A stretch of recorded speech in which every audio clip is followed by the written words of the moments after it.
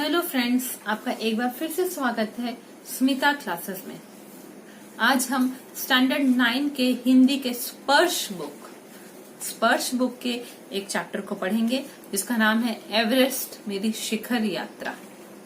यह चैप्टर जो पहली महिला पर्वतारोही थी भारत की, जो कि विश्व की पहली महिला पर्वतारोही बनी जिन्होंने माउंट एवरेस्ट की चढ़ाई को पूर्ण किया, उन्हीं की कहानी पर आधारित यह पाठ है एवरेस्ट मेरी शिखर यात्रा।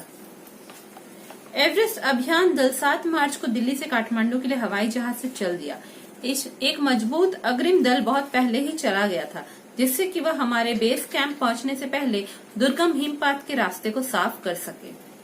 नमचे बाजार शेरपा लैंड का एक सर्वाधिक महत्वपूर्ण नगरीय क्षेत्र है। अधिकांश शेरपा इसी स्थान तथा यहीं के आसपास के गांवों के होते हैं। यह नमचे बाजार ही था जहां से मैंने सर्वप्रथम एवरेस्ट को निहारा, जो नेपालियों में सागर माथा के नाम से प्रसिद्ध है। मुझे यह नाम अच्छा लगा। एवरेस्ट की तरफ गौर से देखते हुए मैंने एक भारी बर्फ का बड़ा फूल प्लूम देखा, जो पर्वत शिखर पर लहराता एक ध्वज सा लग रहा था। ठीक है, तो ये जो पहली महिला पर्वतारोही थे विश्व की, जिन्होंने एवरेस्ट की शिखर की चोटी की चढ़ाई को पूरा किया, जिनका के नाम बछेंद्री पाल था, उनके द्वारा लिखी गई कहानी का एक भाग है। इसमें वह कहती हैं कि इनका जो लोग एवरेस्ट की चढ़ाई पे जाते हैं, उस अभियान के लिए इनका पूरा एक टीम बनता है, एक दल बनता है जो लोग जाते हैं। तो इनका जो दल था, इनका जो टीम था, वो 7 मार्च को कहाँ से दिल्ली से लेके काठमांडू पहुंचा। काठमांडू क्या है? नेपाल की राजधानी है। तो हवाई जहाज से दिल्ली से काठमांडू वो लोग पहुंच गए और उनके पहले ही एक मजबूत अग्रिम दल, मतलब एक टीम था जो इनके पहले जाएगा, जो कि बहुत ही स्ट्रांग और उसमें बहुत ही बलशाली लोग थे।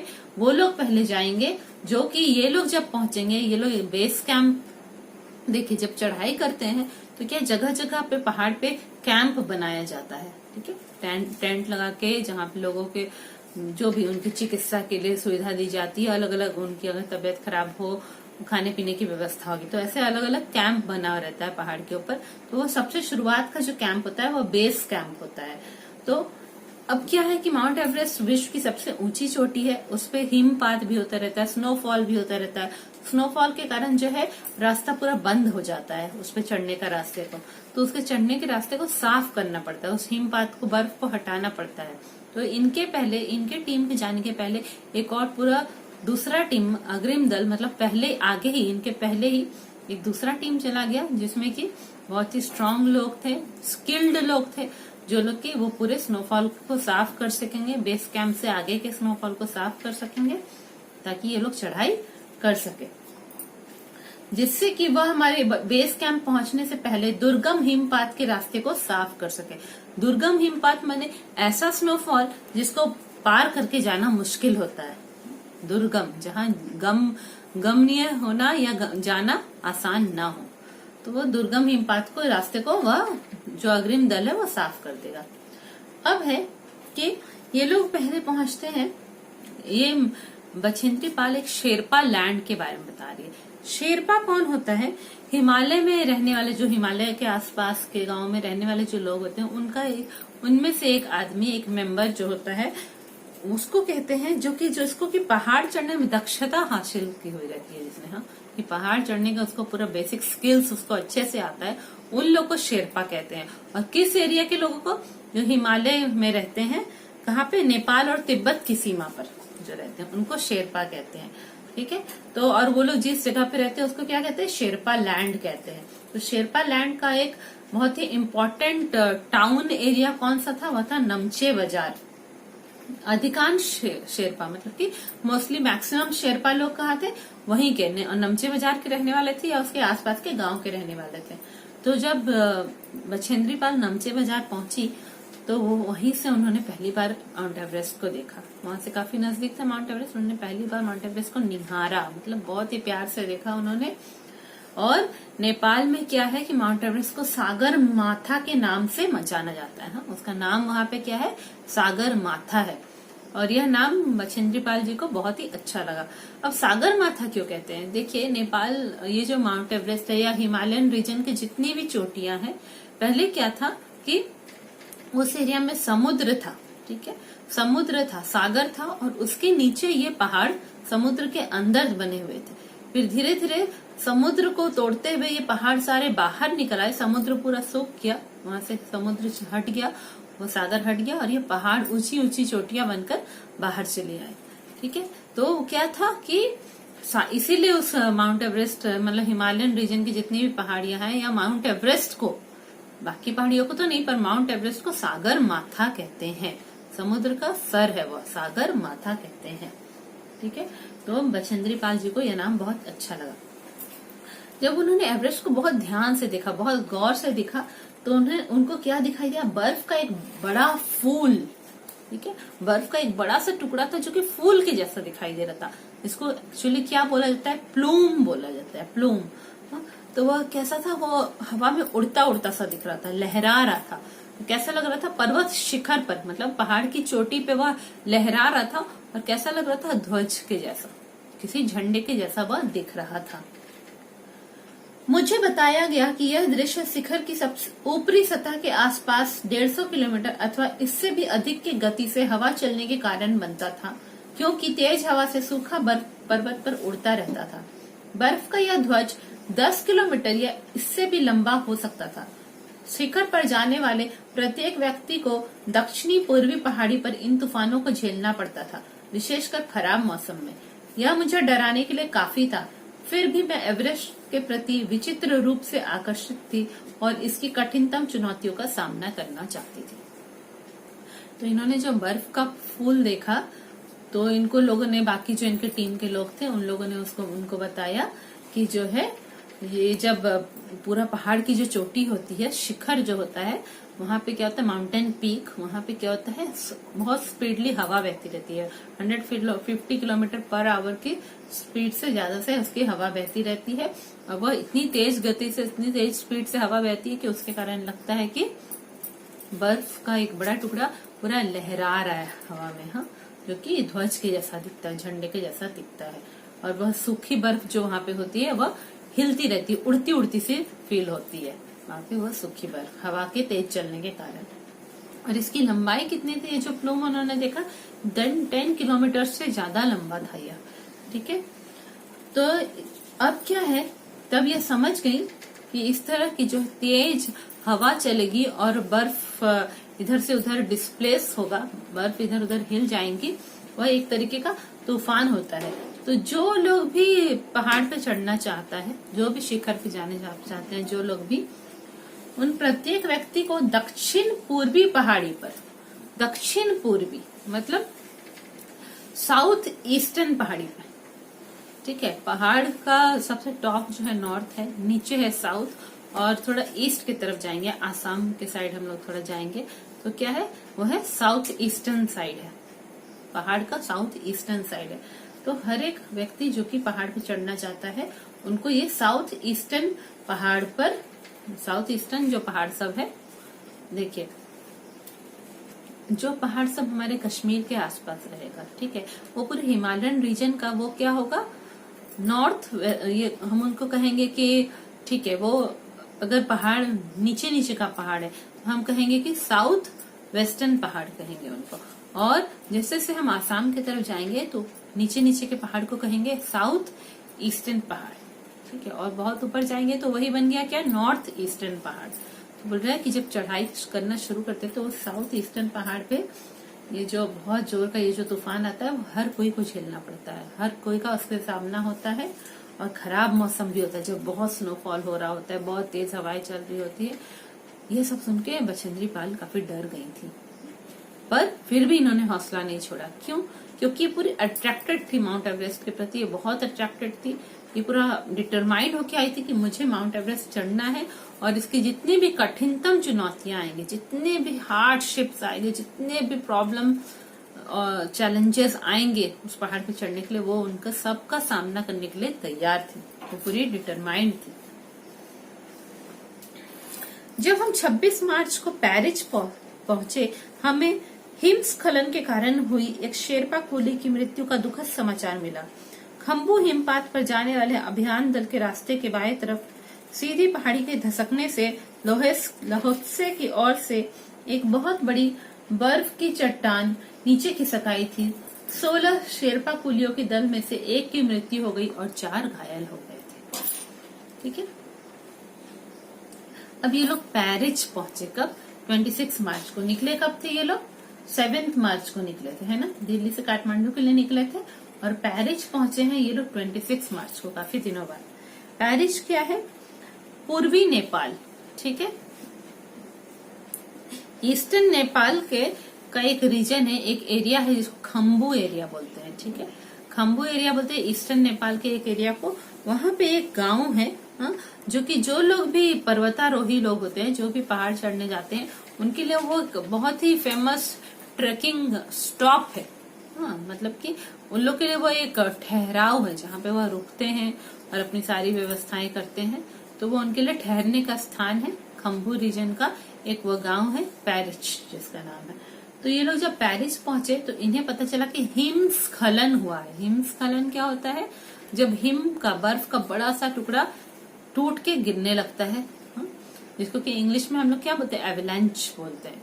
ठीक है, तो हिमस्खलन हुआ है, बर्फ का टुकड़ा एक दूसरे से घिसक के नीचे टूट गिरने लगा, जिसके कारण एक शेरपा कुली, ये देखिए, ये अभियान दल में क्या करते हैं ये लोग? लेबर्स को भी ले जाते हैं, लेबरर्स को भी, जो कि रास्ता वास्ता साफ करने में इनकी मदद करेगा। और वो कौन लोग होते हैं? वो वही शेरपा लोग को ही लेते हैं। क्यों? क्योंकि उस शेरपा लोग को पहाड़ चढ़ने में पूरी दक्षता हासिल है, वो बहुत एक्सपर्टाइज है उनका पहाड़ चढ़ने का। तो उनमें से ही एक शेरपा कुली, इन लोग जो कि अग्रिम दल में पहले ही जा चुका था इनसे पहले, तो पता चला उस अग्रिम दल के एक शेरपा कुली की मृत्यु हो चुकी है, क्योंकि उसके ऊपर स्नोफॉल हो गया था, स्नो का बड़ा टुकड़ा उसके ऊपर गिर गया था। खम्बू हिमपात पर जाने वाले अभियान दल के रास्ते के बाईं तरफ सीधी पहाड़ी। अब वो खम्बू एरिया में है, जो वहां पे खम्बू एरिया की तरफ से जो टीम जा रहा था, स्नोफॉल के समय टीम जो जा रहा था, तो रोड के जो लेफ्ट साइड है, रोड के लेफ्ट साइड से एक पूरी सीधी सी पहाड़ थी, वह थोड़ा हिल गई अपनी जगह से स्नोफॉल के कारण, और उसके ऊपर का स्नो नीचे गिरने लगा। तो कहाँ से? सीधी बाई तरफ सीधी पहाड़ी के धसकने से पहाड़ अपनी जगह से थोड़ा डिस्प्लेस हो गई। तो लहोत्से क्या है? लहोत्से जो है पूरे वर्ल्ड का 4th सबसे बड़ा, सबसे लॉन्ग, मतलब की हाइट वाला पहाड़ है। सबसे पहला क्या है? माउंट एवरेस्ट है ना, फिर K2, कंचनजंगा, ये सब है, और 4th क्या है? लहोत्से है। तो ये खम्बू हिम रीजन के तरफ से ये जो लहोत्से पहाड़ है, 4th highest mountain peak of the world, वही लहोत्से से जो है एक बहुत बड़ी बर्फ की चट्टान खिसक कर नीचे आ गई। और जो है 16 शेरपा लेबरर्स जा रहे थे, उनका पूरा एक टीम था 16 शेरपा लेबरर्स का, उनमें से एक मर गए और 4 घायल हो गए, 4 को चोट आई थी। ठीक है, इस समाचार के कारण अभियान दल के सदस्यों के चेहरों पर छाए अवसाद को देखकर हमारे नेता कर्नल खुल्लर ने स्पष्ट किया कि एवरेस्ट जैसे महान अभियान में खतरों को और कभी कभी तो मृत्यु भी आदमी को सहज भाव से स्वीकार करनी चाहिए। ठीक है, तो इनके जब सब लोग को पता चला कि हाँ एक लेबरर का डेथ हो गया है और 4 घायल हो गए हैं, तो इनके जो टीम के लोग थे वो लोग थोड़ा घबरा गए, सबके चेहरों पर अवसाद छा गया, मतलब उदासी सी छा गई, वो थोड़े उनकी हिम्मत टूटने लगी। तो इन लोग के जो टीम लीडर थे, कौन थे इनके टीम लीडर? कर्नल खुल्लर, इनके नेता थे कर्नल खुल्लर। तो उन्होंने क्लियर कर दिया कि देखो तुम लोग अच्छे से क्लियरली समझ लो कि एवरेस्ट जैसा महान अभियान है, हम लोग वर्ल्ड का हाईएस्ट पीक को कवर करने जा रहे हैं, यह एक बहुत ही बड़ा अभियान है, बहुत बड़ा एडवेंचर पे हम लोग जा रहे हैं, महान अभियान है। तो इसमें जो है बहुत खतरे आएंगे, तो इन सब खतरों को तुमको एक्सेप्ट करना होगा। जितने भी डेंजरस रिस्क आएंगे ये सब तुम लोग को अच्छे से एक्सेप्ट करना होगा। और कभी कभी हो सकता है डेथ भी आए, तो उसको भी बहुत इजिली सिंपली तुमको एक्सेप्ट कर लेना होगा, सहजता से स्वीकार करना होगा। ठीक है, उससे हिम्मत नहीं हारना है और उसको स्वीकार करना होगा। इनके जो वाइस लीडर थे, एक लीडर थे और एक लीडर के जो असिस्टेंट थे। वाइस लीडर मिस्टर प्रेमचंद थे, जो कि इनके पहले जो अग्रिम दल गया था, इनके पहले का जो टीम गया था, उसको वो लीड कर रहे थे, प्रेमचंद जो थे। ठीक है, वो टीम को लेके पहले ही चले गए थे। फिर वो 26 मार्च को जब ये लोग पेरिस पहुंचे, वह भी पेरिस लौट आए। और उन्होंने इनको अच्छे से बताया कि ये जो खम्बू एरिया में जो स्नोफॉल हो रहा है उसमें क्या कंडीशन है, उससे इन्होंने इस दूसरे वाले टीम को पूरा अवगत कराया, मैंने इनको क्लियरली समझाया कि देखो वहां स्नोफॉल हो रहा है, वहां पे कैसा कंडीशन है, कैसे रास्ता है, क्या है, उससे सब इन लोग को क्लियर कराया। उन्होंने कहा कि उनके दल ने कैंप 1 6000 मीटर जो हिमपात के ठीक ऊपर है वहां तक का रास्ता साफ कर दिया है। उन्होंने यह भी बताया कि पुल बनाकर, रस्सियां बांधकर तथा झंडियों से रास्ता चिन्हित कर सभी बड़ी कठिनाइयों का जायजा ले लिया गया है। उन्होंने इस पर भी ध्यान दिलाया कि ग्लेशियर बर्फ की नदी है और बर्फ का गिरना अभी जारी है। हिमपात में अनियमित और अनिश्चित बदलाव के कारण अभी तक के किए गए सभी काम व्यर्थ हो सकते हैं और हमें रास्ता खोलने का काम दोबारा करना पड़ सकता है। क्या कहा इन्होंने, इनके जो उपनेता थे जो कि पहले ही रोड को क्लियर करने के लिए गए थे, स्नोफॉल को हटाने के लिए, उन्होंने कहा कि कैंप 1 जो है, जो कहाँ पे 6000 मीटर की ऊंचाई पे है, कैंप 1 है जो कि जस्ट स्नोफॉल के ऊपर वाले एरिया में है, हिमपात के ठीक ऊपर वाले एरिया में है, वहां तक का रोड इन लोगों ने क्लियर कर दिया, सफाई करके स्नो को साइड करके रोड क्लियर कर दिया गया है। उन्होंने क्या किया है, पुल भी बनाया है। मान लीजिए 2 छोटी छोटी पहाड़ियां, उनके बीच इन्होंने पुल भी बना दिया है। कैसे, रस्सियां बांधकर और साथ में छोटे छोटे ध्वजा लगा दिए, छोटे छोटे झंडियां लगा दी हैं ताकि पता चले हाँ इसी रास्ते से हमें जाना है, कहीं ये लोग रास्ता भटक नहीं जाए। सही रास्ता से जाने के लिए रास्ते को चिन्हित कर दिया, मैंने रास्ते को पहचान बना के रखा है उन्होंने, छोटे छोटे फ्लैग्स लगा के, और ब्रिज जैसा भी बनाया है जहां से चल के नहीं जा पाएंगे तो वहां पे ब्रिज जैसा बना दिया है, पुल रस्सियां बांध बांध के। और सभी बड़ी कठिनाइयों का, मैंने बड़ा बड़ा प्रॉब्लम्स क्या आ सकता है वो एवरेस्ट की चढ़ाई करते समय, वो सारे बड़ी प्रॉब्लम्स को, बड़ी कठिनाइयों का इन्होंने सब अच्छे से इंस्पेक्शन कर लिया कि हाँ इधर से जाने से ये रास्ते में ये प्रॉब्लम हो सकता है, वो प्रॉब्लम हो सकता है, हाँ ठीक है, उन्होंने ले लिया। और वो उन्होंने क्या बताया, ग्लेशियर क्या होता है, वो बर्फ की नदी होती है। देखिए ग्लेशियर हम लोग सब जानते हैं, बर्फ का बहुत बड़ा सा पहाड़ होता है और धीरे धीरे पिघलता रहता है और उसी से जो है पिघलता भी रहता है, उसके ऊपर बर्फ फिर गिरती हुई रहती है, उसी से पानी जो बहता रहता है कंटिन्यूस, वो ही पानी जाके नदी में मिल जाता है। वही पानी एक्चुअली नदी बनाता है, जो पहाड़ से नदियां बहती हैं, जैसे हमारे देश में गंगा ब्रह्मपुत्र नदी बहती है ना, तो वह पहाड़ से ग्लेशियर ही पानी बहते बहते नदी बना देता है। तो उन्होंने बताया मिस्टर प्रेमचंद ने कि ग्लेशियर बर्फ की नदी है और अभी भी बर्फ गिर रही है, ठीक है, तो वो स्लिपरी हो सकता है वो एरिया। और ये क्या बोल रहे हैं कि स्नोफॉल में कुछ रेगुलर और कुछ प्री डिटरमाइंड या पहले से सोचा हुआ कुछ चेंजेस, पहले से ऐसा सोचा, वो दोनों में कुछ चेंजेस हो सकता है।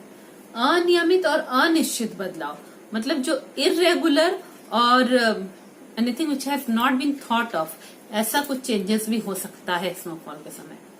जैसा हम शुरू से हम लोग जानते हैं रेगुलर चेंजेस होता है, उसके अपोजिशन में कुछ इरेगुलर चेंजेस भी हो सकता है और अनथॉट चेंजेस भी हो सकता है।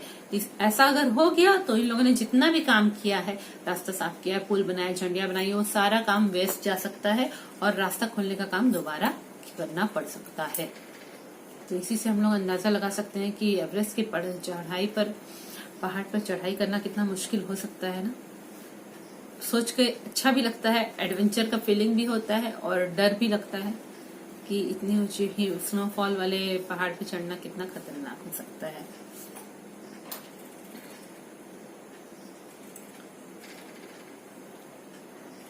तो ये हम लोगों ने इसका फर्स्ट पार्ट हमने पढ़ लिया है।